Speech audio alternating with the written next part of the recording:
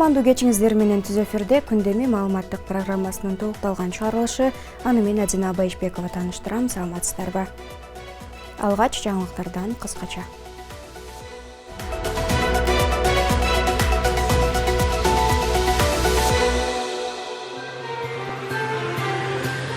Кыргызстанда, анын ичинде Чүй облусунда техниколог паспорту менен кызыл китеби жок үйлөр калбашы керек. Президент Садыр Жапаров Чүй менен Бишкектеги үйлөрдү мыйзамдаштырууга так мөөнөт койду. Ош облусунда да президенттин тапшырмасы менен 3000 сомдон көмүр сатыла баштады. Кара Алтын Өзгөн районундагы көмүр кенинин алынып келүүдө. 2017-жылы курулушу токтоп калган Самаркандик Мадиген Даркум жолу каттамга берилди. Узундугу 44 чакырымды түзгөн бул жол Баткен району менен Лейлек районунун Тажикстан менен чектеш Кулунду арка аймактарын байланыштырат. UFC уюмунун чемпиону Валентина Шевченко Кыргызстанга болгон сапарынын жогорку кеңештин шайлоосу менен байланышы жок экенин билдирди. Бул тууралуу ал Бишкекте берген маалымат жыйынында айтты.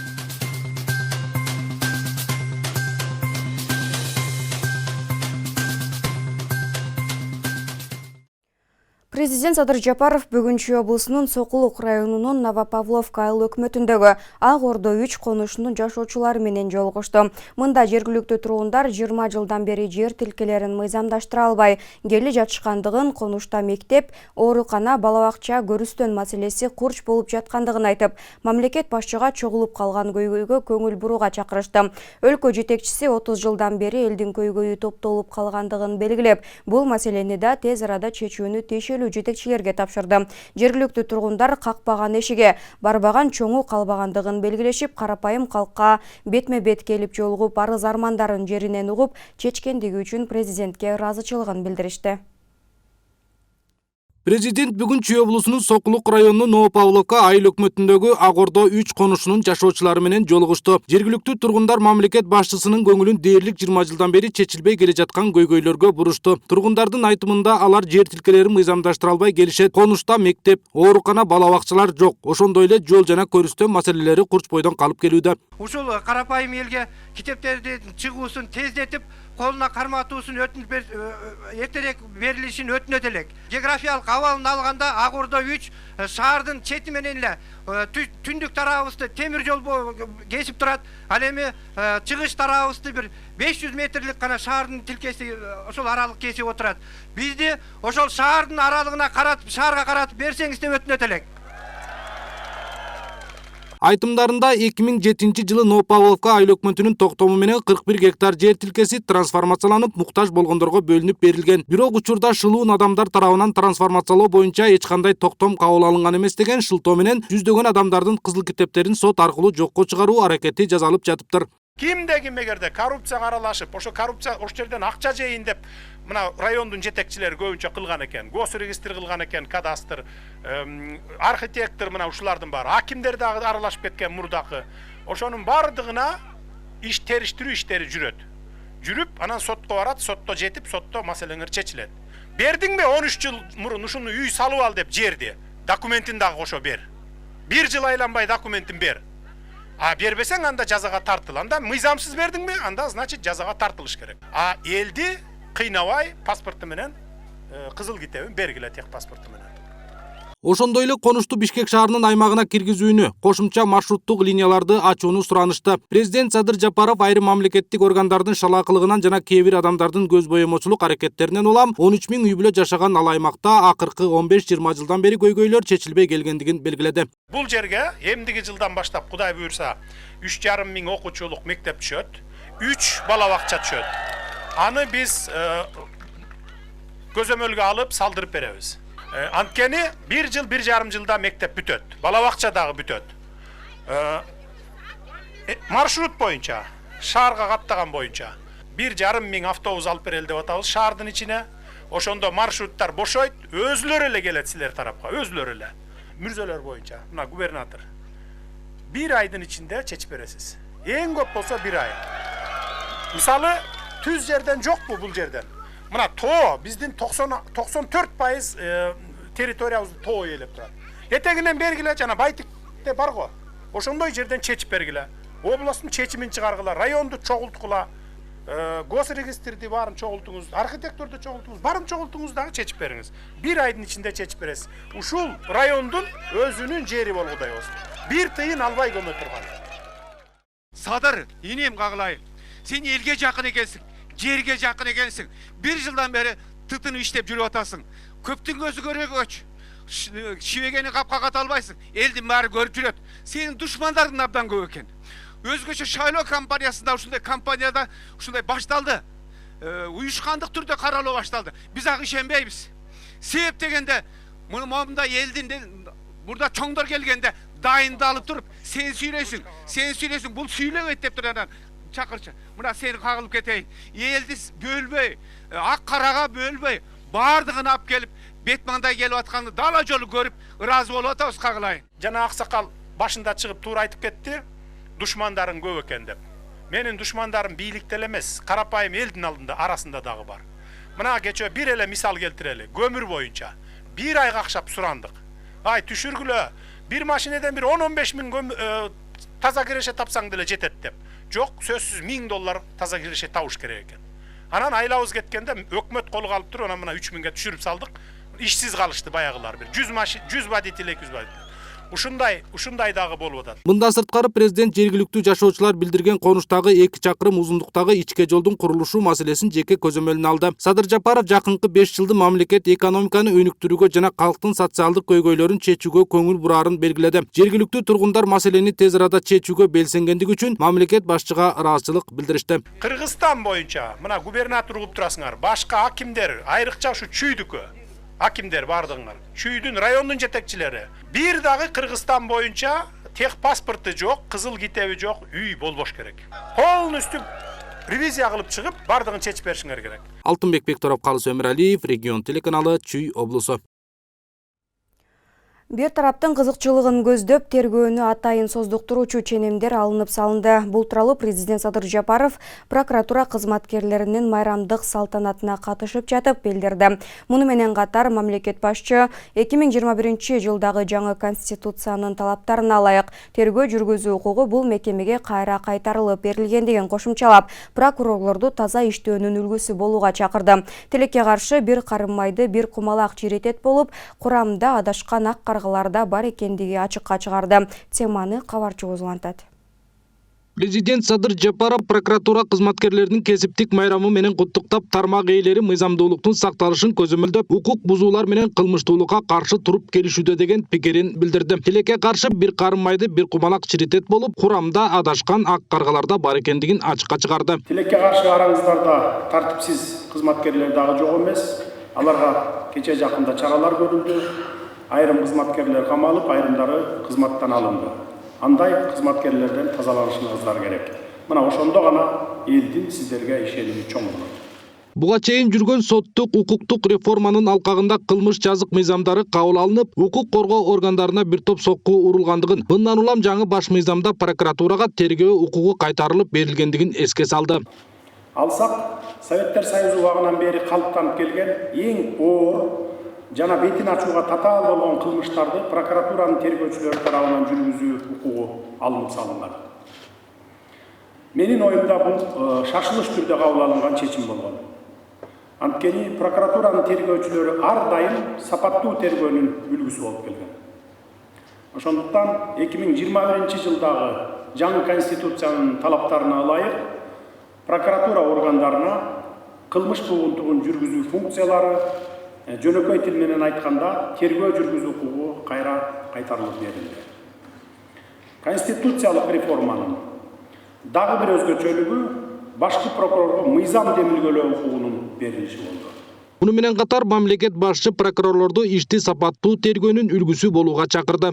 Кайрадан сапаттуу тергөөнүн үлгүсү болгула.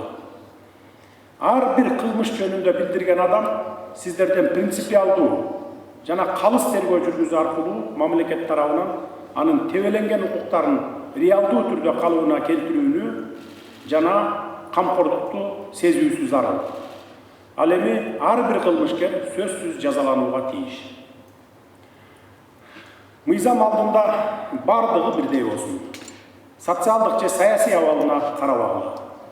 Кол тийбес деген түшүнүккө мен жол бербейм.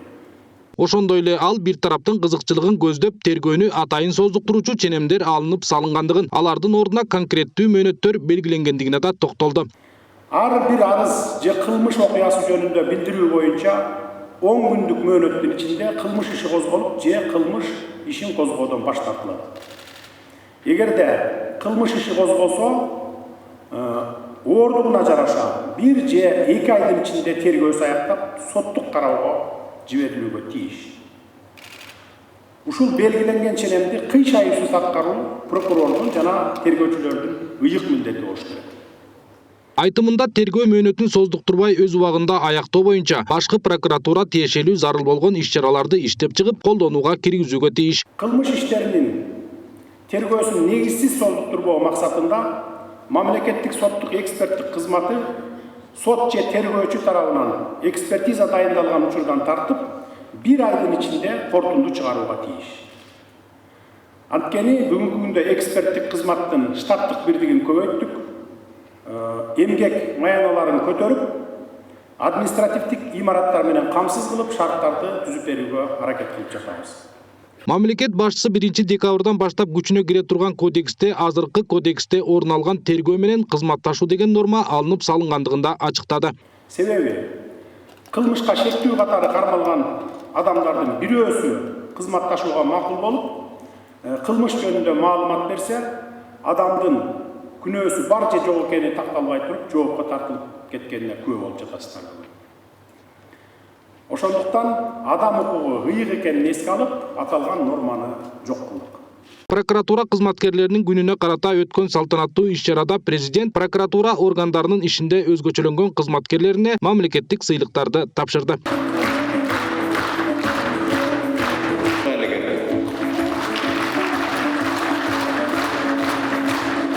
Алтынбек Бекторов, Калыс Өмүралиев, Регион телеканалы, Бишкек шаары. Опузалап пара алууга шектелип кармалган Бишкек шаарынын Октябрь райондук прокурорунун орун басары Алтынбек Айдаров 2 айга камакка алынды. Бишкектин 1 май райондук соту анын бөгөт чарасын 19 ноябрда 22 жылдын 17 январына чейин УКМКнын убактылуу кармоочу жайына камоо чечимин чыгарды. Улуттук коопсуздук боюнча мамлекеттик комитет опузалап пара алуу фактысы боюнча Бишкек шаарынын Октябрь райондук прокурорунун орун басары Алтынбек Айдаров кармалганын 18 ноябрда кабарлаган. Маалыматка караганда шектүү кылмыш жоопкерчилигине тартам деп коркутуп, укук коргоо кызматкерлеринин 5000 АКШ долларын талап кылган. Кармоо учурунда аталган сумманын 200 000 сомдон ашык бөлүгүн опузалап алганы тууралуу материалдык жана документалдык далилдер табылган. Жогорку кеңештин депутаттыгына талапкери Кыянбек Сатыбалдиев жасалма диплом алган деп шек саналууда. Улуттук коопсуздук мамлекеттик комитети анын үстүнөн жазык кодексинин документтерди жасалмалоо беренеси менен сотко чейинки өндүрүш ачты. Маалыматка караганда ал колдонуп жүргөн диплом Жалал-Абад мамлекеттик университети тарабынан анын бир тууганы Кыянбек Сатыбалдиевдин атына берилген. Кыянбек Сатыбалдиев 28 ноябрдагы парламенттик шайлоодо Бүтүн Кыргызстан партиясынын тизмеси менен талапкер болуп барууда. Ал БШКнын жыйынына катышып, документте анын ысымы техникалык ката менен жазылганын билдирди. 1996 жылы окууга тапшыргандыгы документтерин көрсөтүп, дипломундагы катаны оңдотуу аракетинде экенин белгиледи. Боршайко мүчөлөрү бул маселени тергөө жана соттук териштирүү амалдары аяктагандан кийин кароо чечимин кабыл алды. 18 ноябрь күнү Россия Федерациясынын укук коргоо органдары Москва шаарында уруксат берилбеген акцияларды уюштуруп, коомдук тартипти бузган Бүтүн Кыргызстан партиясынын тарапташтарын кармаган. Россиянын ички иштер органдарынын маалыматы боюнча Кыргыз Республикасынын жарандарынан турган Бүтүн Кыргызстан партиясынын ондогон тарапташтары партиялардын атрибуттары менен жөө жүрүш уюштуруп, саясий урандарды кыйкырып, коомдук тартипти бузушкан. Ошондой эле алар жолдун жээгинде транспорт каражаттарынын жүрүшүнө тоскоолдук жаратканына байланыштуу Москва шаарынын тынчсыздандырган тургундары тиешелүү чараларды көрүү үчүн Россия Федерациясынын ички иштер министрлигинин Москва шаары боюнча бөлүмүнө бир нече кайрылууларды жөнөтүшкөн. Аталган факт боюнча акциянын уюштуруучусу Бекиевке карата Россия Федерациясынын ички иштер министрлигинин Москва шаарынын Свиблово району боюнча бөлүмү тарабынан Россия Федерациясынын административдик укук бузуулар жөнүндө кодексинин жыйналышты, митингди, демонстрацияны, жүрүштөрдү же пикеттерди уюштуруунун же өткөрүүнүн белгиленген тартибин бузуу ылайык административдик материал түзүлгөн. Москва шаарынын райондук сотунун 2021 жылдын 18 ноябрындагы чечими менен Кыргызстандын 7 жараны 10 күнгө камакка алуу үчүн административдик жоопкерчиликке тартылды. Андан сырткары ушул сот тарабынан акциянын дагы 7 катышуучусуна 20 000 рубль өлчөмүндө административдик айып салынды. Жогоруда көрсөтүлгөн мыйзамсыз акциянын уюштуруучусу Бекиев коомдук тартипти жана жол кыймылынын эрежесин бузгандыгы үчүн күнөөлүү деп табылып 15 күнгө камакка алынды.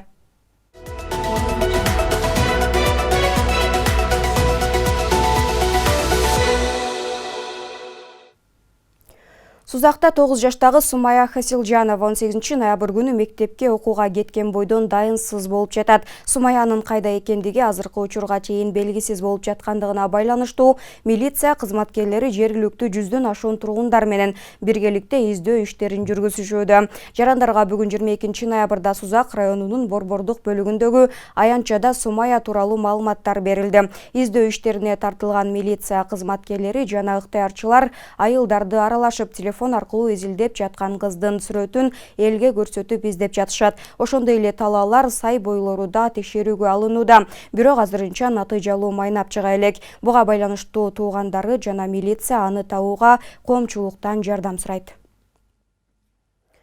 Өлкө аймагында жол кырсыгынан набут болгон Кыргызстандын жарандарын эскерүү жүрүшү өттү.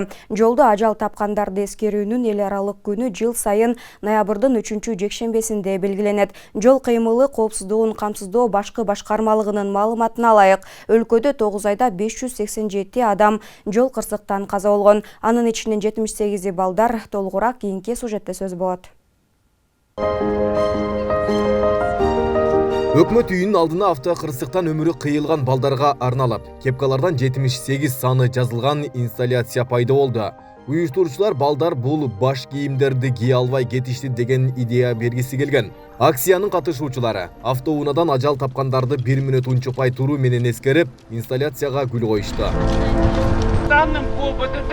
Эскерүү иш-чарасы өлкөнүн көпчүлүк облус шаарларында орун алды. Жалал-Абад облусунда жол кыймылынын коопсуздугун камсыздоо бөлүмүнүн кызматкерлери тарабынан эскерүү күнүнө карата автомектептердин мугалимдери, жол кыймылынын жаш инспекторлору менен биргеликте эскерүү маршы болуп, жол кырсыктардан каза болгон маркумдардын жакындарын катышуусунда аларга багышталып Куран окулду.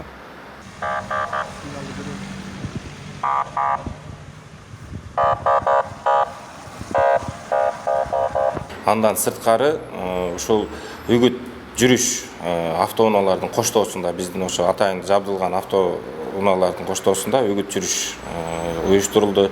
Ошондой эле жөө жүрүштөр, плакаттар менен баягы тиешелүү жазуулары бар плакаттар менен ошо жолдордо жөө жүрүштөрдү уюштурдук. Ош облусунун аймагында 2021 жылдын 10 айында 660 автокырсык катталып, анын кесепетинен 102 жаран көз жумган. Бул туурасында автокырсыктан көз жумгандарды эскерүү учурунда Ош аймактык жол кыймылынын коопсуздугун камсыздоо бөлүмүнүн кызматкерлери билдиришти. Бул мезгил ичинде 1157 жаран жолдогу автокырсыктын кесепетинен аркылуу жаракат алган. Ушул акыркы 10 ай ичинде Ош облусунун аймагында былтыркы жылга салыштырмалуу 32%га өсүп кеткен. Бул эми катталып аткан жолуна кырсыктардын бирден бир себеби ушул, эң бир негизги себеби ушул карма-каршылыкка чыгып айдагандыгы, массабалда башкаргандыгы же болбосо ылдамдыкты катуу айдагандыктан ушундай оор жолуна кырсыктар келип чыгууда. Жол кырсыктарынын саны күн сайын өсүп жаткандыгы маалым. Бул көрүнүштү унаалардын көптүгү менен байланыштырса, ошол эле учурда тажрыйбасы аз айдоочулар көп экендигин айтышат. Мындан улам жол кырсыктарынын алдын алууда жол инспекторлордун санын көбөйтүү керектигин белгилешет. Мына bir көчөгө көзөмөл койгон аппаратка бир жок дегенде 10 баланы иштесе болот да, айлык менен. Ошондо шаарларга, райондорго штаттарды көбөйтүп, мына жумуш жок деп атат. Техника канчалык көп болгон сайын гаилердин санын ошончолук жогорулатыш керек. Мындан зыян болбойт. Быйыл 10 ай ичинде Жалал-Абад облусунун аймагында жалпы 513 жол кырсыгы катталып, анын кесепетинен 128 адам каза таап, 874 адам денесинен ар кандай жаракаттарды алган. Жол кыймылы коопсуздугун камсыздоо башкы башкармалыгынын маалыматына ылайык, өлкөдө 9 айда 587 адам жол кырсыктан каза болгон. Анын ичинен 78 балдар. Айбек Исабеков, Аскар Маматисаков, Регион. Кыргызстанда 22 ноябрга карата COVID-19 инфекциясы 51 адамдан аныкталды. Тилекке каршы акыркы суткада коронавирус жуктурган 4 киши көз жумган. Бейтаптар Баткенде, Бишкекте жана Чүйдө дарланып жаткан. Жугуштуу оору баш аягы 2727 адамдын өмүрүн алды. Өткөн суткада 57 киши айыккан, азыр стационарда 483 бейтап дарланууда. Амбулатордук түрдө 641 адам дарланып жатат. Турмушка зарыл болгон дары-дармектин бааларын көзөмөлдөө жана тармактагы коррупциялык көрүнүштөрдү жоюу максатында УКМК дарылардын баасын көзөмөлгө алууда. Азыркы тапта 500дөн ашык дарылардын түрү мурдагыга караганда арзан баада сатылып жатат. Мамлекет дары саясатын көзөмөлгө алып, анын баасын калкка жеткиликтүү болгондой мүмкүнчүлүктөрдү карап чыгып, УКМКнын төрагасы Камчыбек Ташиевдин протоколдук тапшырмасы эске алуу менен атайын мекемелер аралык комиссия түзүлгөн. Анын курамына УКМКнын саламаттык сактоо министрлигинин жана монополияга каршы жөнгө салуу агенттигинин жетекчилери кирген. Жалпы эл көп алган 6000ден ашык дарынын түрү болсо, анын 500үндө баасы 10-50% чейин төмөндөдү. Анткени менен дары саткан компаниялар баанын арзандай баштаганын жарандар айтып жатышат дейт. Айрымдары үчүн балким 10-12% арзандатуулар сезилбей калганы менен жалпы көрүнүш мурдагыга караганда жеңилдеди. Бүгүнкү күндө көп колдонула турган 500 дары такталган. Ошо дарылардын баалары 10%тен 68% деп жазылып жүрөт. Ошо 68%ке чейин арзандатылган. Менимче ушул жыйында дагы биз өзүбүздүн көйгөйлөрдү айтканбыз. Анан ошо кабинет министрлер тарабынан дагы Камчыбек Ташиев дагы ошо башка мамлекеттик органдарга тапшырма берди. Жок, эми дарылар арзандады. 5%-тен 15%ке чейин да. Элдер разы болуп атат, довольны кетип атышат. Наоборот, силер оорубагыла, иштеп тургула, наше здоровье вы поддерживаете деп разы болуп кетип атышат. Ош облусунда президенттин тапшырмасы менен тоннасы 3000 сомдон көмүр сатыла баштады. Кара Алтын Өзгөн районунун 15 жаш айылындагы көмүр кенинен алынып келинүүдө. Жергиликтүү тургундар өткөн жылдары кара отундун тоннасын 7000ден 9000ге чейин алып келсе, эми ага 2 эсе сатып алууга болорун айтып кубанып турушат. Биздин чыгармачыл топ арзандатылган көмүр базалары менен таанышып келди. Толугураак кийинки материалдан көрө аласыз.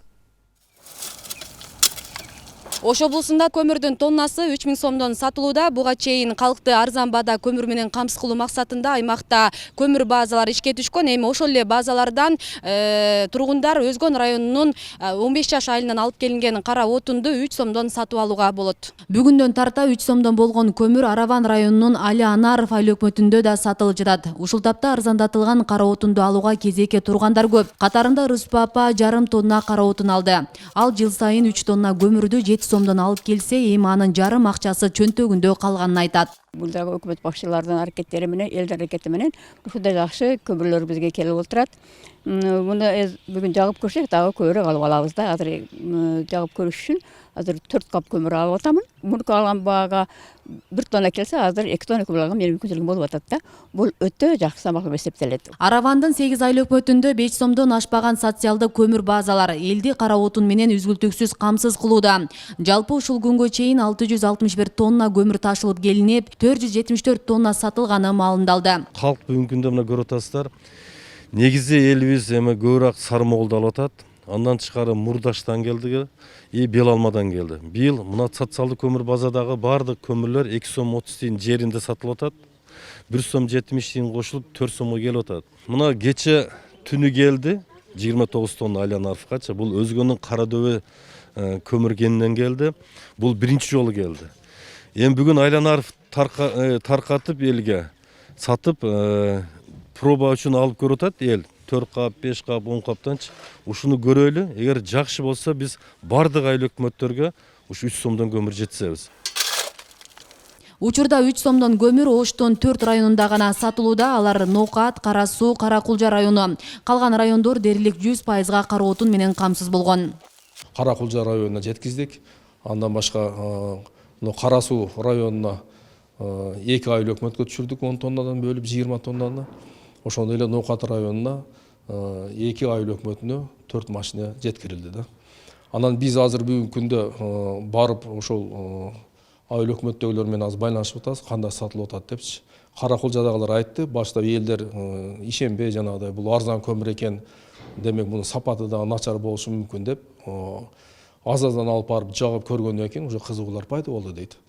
Азыр эми биз дагы ошондой сурамжылаа жүргүзүп атабыз. Ошо жана бөлүнгөн көмүрлөр бүгүнкү күндө кандай сатылып атат, кандай күйүп атат, эгерде элге дагы ошол жагып калып ушул көмүр бизге керек дей турган болсок, биз азыр башкача пландар жасап атабыз. Ар бир районго ошол жок дегенде бир 15-20 машинени бир апарып жеткизип, анан экинчи районду камсыздайларбыз деген иш пландарды иштеп чыгып атабыз. Беле кетсек, Ош облусунун эли 65% көмүр менен камсыз болду. Аймакта 148 кара алтын сатуучу база иштеп жатат. Алардын ичинен 30-у социалдык көмүр база болуп ачылган. Асель Сыдыкова, Илимбек Турсунбай уулу, Регион телеканалы, Ош облусу. Айрым ЖМКлар жылуулук менен камсыздоо муниципалдык ишканасына шилтеме берүү менен Ош шаарынын кичи райондорунда күн сайын 2 саатка жарык өчүрүлө турганын жазып чыгышты. Буга энергетикалык кризис себеп болуп жатканы белгиленген. Анткени менен мындай маалыматты Ош Электр ачык акционердик коому четке какты. Интернет басылмаларга чыккан маалымат чындыкка дал келбейт. Ош Электр шаарда жарык өчө баштайт деген маалыматты расмий четке кагат. Жылуулук менен камсыздоо муниципалдык ишканасы жылуулук берүү менен гана алектенип, электр тармагына эч кандай тиешеси жок деп айтылган маалыматта. Электр энергиясынын дефицити жаралбашы үчүн жана аварияларды алдын алуу максатында жылуулук менен камсыздоо муниципалдык ишканасы тарабынан тийиштүү чаралар көрүлүп жатканы кошумчаланды.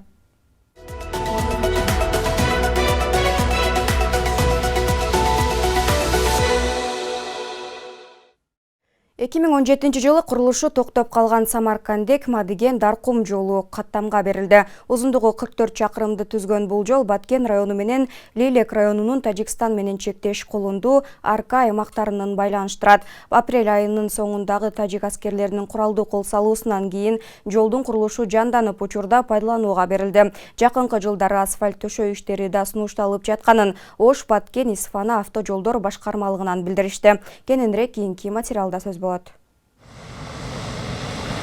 Жалпы сметалык баасы 317 миллион сомго бааланган 44 чакырым Самаркандек Мадыген Даркум жолунун курулушу ушул жылдын май айынан кайра жанданып, учурда транспорттук каттамга берилди. Бул жылдагы аткарылган иштерге 21 миллион сом каражат коротулган. Жолдун категориясы 4-ч категорияга кирет. Жолдун турасы 8 метр болуп эсептелинген жолдо. Ушу быйыл майдын ортосунан баштап октябрдын 15-ине чейин ошо 4 айдын ичинде жолду салып бүттүк. Бул жол өзү Самаркандек Мадыген Даркум деп айтылат. Баткен районунун Самаркандек айылы менен Лейлек районунун чек аралаш айылдарын байланыштырган бул жол эки райондун каттамы үчүн стратегиялык мааниси зор.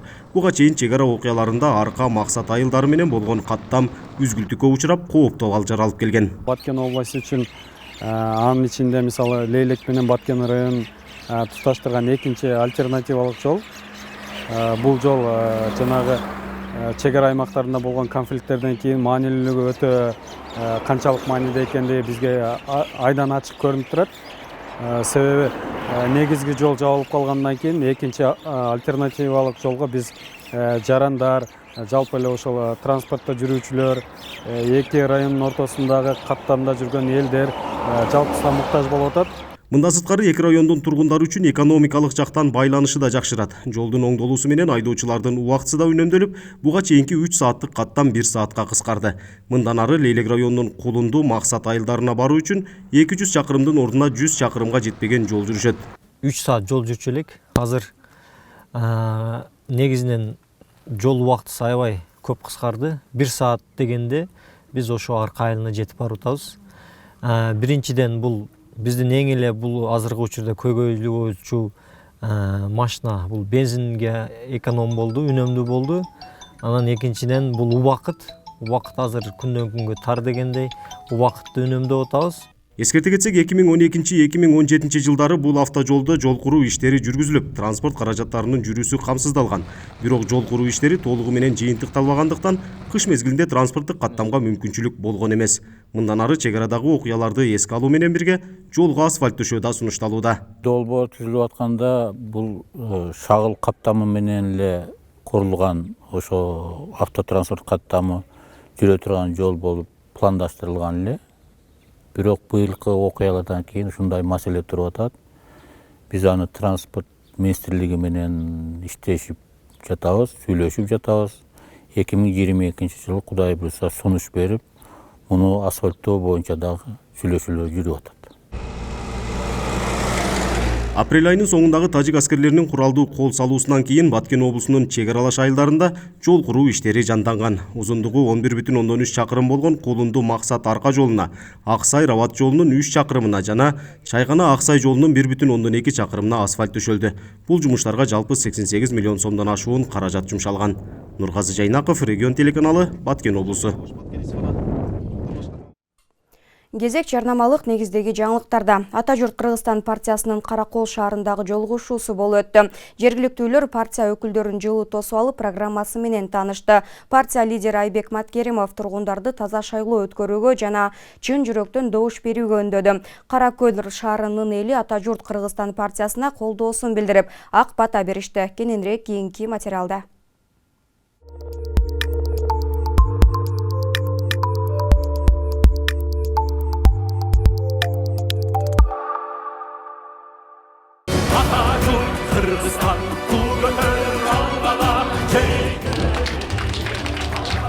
Атажурт Кыргызстан партиясынын кезектеги жолугушуусу Каракөл шаарында болуп өттү. Туруктуулук менен өнүгүүгө багыт алган Атажурт Кыргызстан партиясынын лидери Айбек Маткеримов элге өздөрүнүн программасын тааныштырды. Биз коррупционерлер менен күрөшүп жаткан өлкө жетекчилерине жардам беребиз. Биз кантип жардам беребиз? Биз ошол коррупционерлердин түп тамыры менен жок кыла турган, коррупционер экинчи жолу кайра кайтып мамлекеттин казынасына кол сала албай турган коррупционерлердин балдары, укум тукуму дагы ушул өлкөлүк мамлекеттик кызматка келбей турган мыйзамдарды жазып, ошол мыйзамдардын аткарылышын көзөмөлдөп отуруп, биз бүгүнкү коррупция менен күрөшүп аткан бийлик өкүлдөрүнө биз жардам беребиз, урматтуу туугандар. Партиянын программасы элет элинин жашоосун жакшыртууга жана социалдык көйгөйлөрдү чечүүгө басым жасайт. Маткеримов элдин чын жүрөктөн добуш берип, татыктууларды шайлоого чакырды. Баарыңыздарга терең ыраазычылык билдиремин. Ушул 21 номерде турган биздин Атажурт Кыргызстан саясий партиясыны колдоп бериңиздер. Жана ошондой эле ошонун ичинен өзүңүздөр туура кандидатты тандаңыздар. Мен ошол партияны жетектеп, биринчи катарда бара жатам. Жана биз менен кошо 54 кандидатыбыз бар. Сиздерге дагы мүмкүнчүлүк бар. Туура тандоо жасаганга, туура тандоо жасаңыздар. Каракөл шаарынын тургундары партия лидерине көйгөйлөрүн айтып, шайлоодон өтсө чечип беришине үмүт кыларын билдиришти. Примерно өзүм атсам Каракөлдө 35 жыл стажы менен пенсияга чыктым 2100 сомго. Мен күйөөм ушугачы. Эмне үчүн мен эмгегим 35 жыл иштеп ушуга чыктым деп. 35 жыл иштегенден менен пенсиячы 5 жыл иштедим пенсиясына кийин 40 жыл эмгегим бар Каракөлдө. Азыр мына кечээде президентибиз көтөрүп эле 500 сом акча кошулду. 5 сомго 1 литр май келет. Эл ойлоп, баягы элдин немесин намысын коргоп келаткан бала экенсиң абылай. Жогорукка жетип калсаң ушуну жеттир. Карапайым калктын, кара жумушчулардын деле эмгегин көтөрсүн жакшылап, пенсионерлерди карасын. Сиз айтып аткан бүт көйгөйлөрдүн баарына мен сөзүмдү айтып кеттим. Баарына мен жон терим менен көрүп чоңойдум эже. 7 баланы төрөгөндөн кийин баатыр эне намын бериш керек да. Туурабы? Азыр бизде ошондой мыйзам бар. Бирок деген кээ бир айылдар мага деген кайрылышкан, 7 баланы төрөгөн, 18 чейин тарбиялап өстүргөн, бирок 21-22 жашында бир баласы соттолуп калган болсо эле, ошол жерде тигил энеге ошол баатыр эне намын ыйгарбай коюшкан. Сиздерге ак жол, Айбек Мураталиевич, сизди ошол жогорку кеңештен көргөнгө мен дагы Каракөл элди баардыгы колдойт. Каракөл шаарынын тургундары Атажурт Кыргызстан партиясын колдой турганын билдирип, ак бата менен узатышты. Ушул жолу Байсалдуу болсун, өмүр узун болсун, жолдошу Кыдыр болсун. Качан болсун, ойлонуп максатына жетип, эл жактан кылган жаштардан болсун. Амин.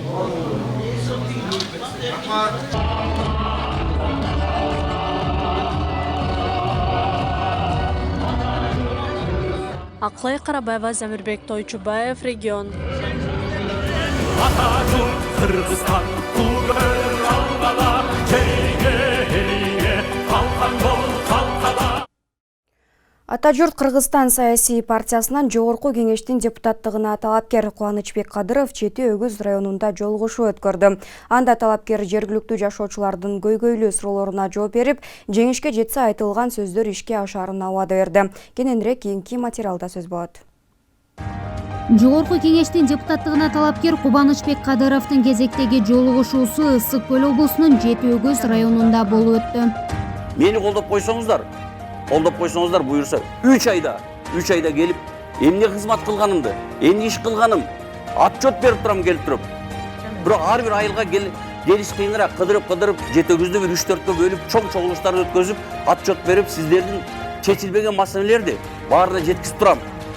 Кубанычбек Кадыров айылда төрөлүп өскөндүктөн элет элинин көйгөйлөрүн жакшы билерин айтат. Андыктан программаларынын басымдуу бөлүгү калктын турмушун жакшыртууга багытталган.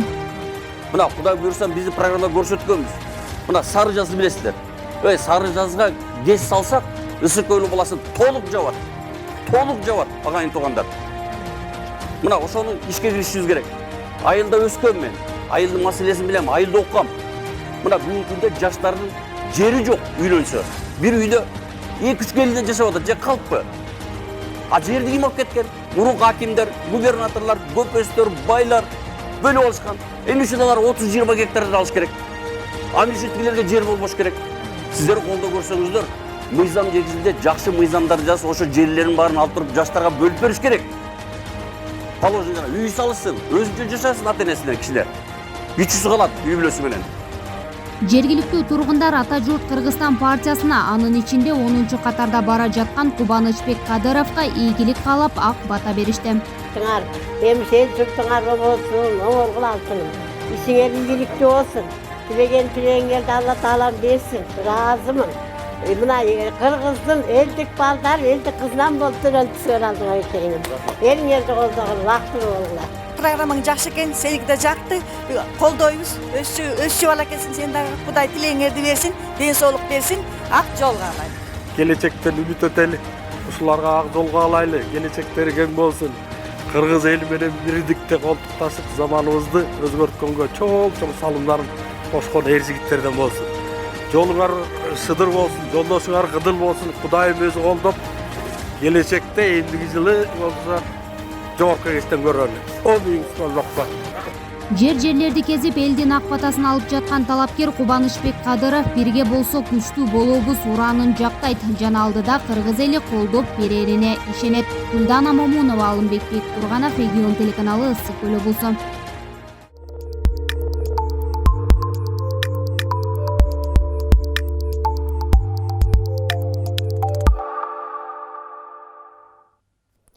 UFC уюмунун чемпиону Валентина Шевченко Кыргызстанга болгон сапарын жогорку кеңештин шайлоосу менен байланышы жок экенин билдирди. Бул тууралуу ал Бишкекте берген маалымат жыйынында айтты. Келгенимдин шайлоого жана башка саясий окуяларга тиешеси жок. Биз августта келели дегенбиз, бирок ортодо беттешимдин убактысы коюлуп калды. Ошентип сапарым бир нече ирет жылды. Соңку ирет ноябрдын ортосунда барабыз деп чечим кылганбыз, деди спортчу. Мындан сырткары Шевченкодон Кыргызстандагы саясий абалга көз салып турасызбы жана дем алыш күнү өтө турчу шайлоого катышууга мүмкүнчүлүгүңүз барбы деп сурашкан. Буга ар бир жаран жоопкерчилик менен карап, татыктуу талапкер тандашы керек. Шайлоого катышпай эмне болуп кетет деп четтеп карап турган дагы болбойт деп эсептейм. Документ боюнча менде шайлоого катышуу мүмкүнчүлүгү бар, деген Шевченко. Ошондой эле ал спорт тармагы саясаттан алыс болушу керектигин белгиледи. Кыргызстандык UFC чемпиону Валентина Шевченко 21 ноябрда Бишкекке келген.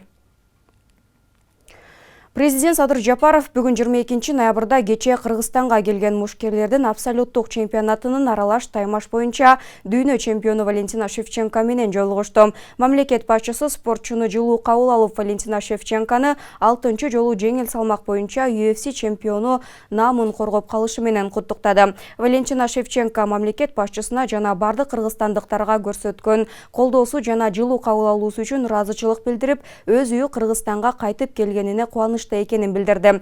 Барлаш учурунда ал Лас-Вегаста өткөн UFC 266 турнириндеги кезектеги жеңишинен кийин Садыр Жапаровдун жеке өзү телефон чалып куттуктаганына абдан кубанганын баса белгиледи.